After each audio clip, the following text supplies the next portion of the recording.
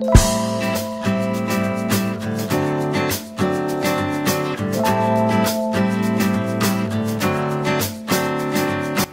od svinjetine. Napraviti minijaturne džepove posvuda. 10 grama senfa, utrljati samo gornju stranu. Sada dodati 1,5% soli od ukupne težine mesa. Ova rebrica imaju oko 1,7 kg, pa sam stavio 25 grama soli. Opcionalno ako imate grančica ružmarina. Papar u zrnu, po mogućnosti šareni višebojni papar.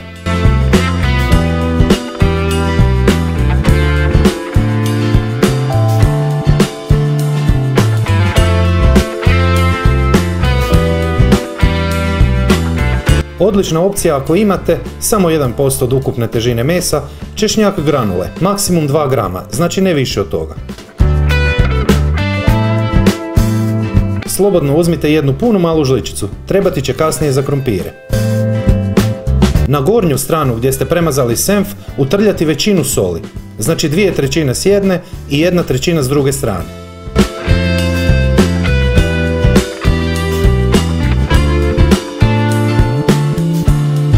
Ostaviti na sobnoj temperaturi barem sat vremena. Možete jedanput ili 2 puta okrenuti. Sada dodati ulje ili punu veliku žlicu masti. Staviti peći prvo 45 minuta na 190 stupnjeva sa uključenim ventilatorom na vrući zrak. Ako ćete peći bez ventilatora, znači sa uključenim gornjim i donjim grijačem, peći isto 45 minuta, ali na 210 stupnjeva. Nakon proteka vremena okrenuti meso i nastaviti peći još pola sata. Za to vrijeme, dok se meso peče, oguljene krumpire samo prepoloviti i dodati u kipuću vodu. Kuhati točno 10 minuta, ne dulje od toga.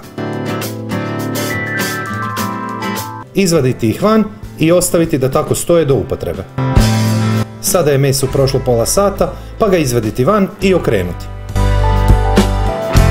Krumpire posuti sa mješavinom koju ste sačuvali, pa dodati žlicu 2 suncokretovog ulja.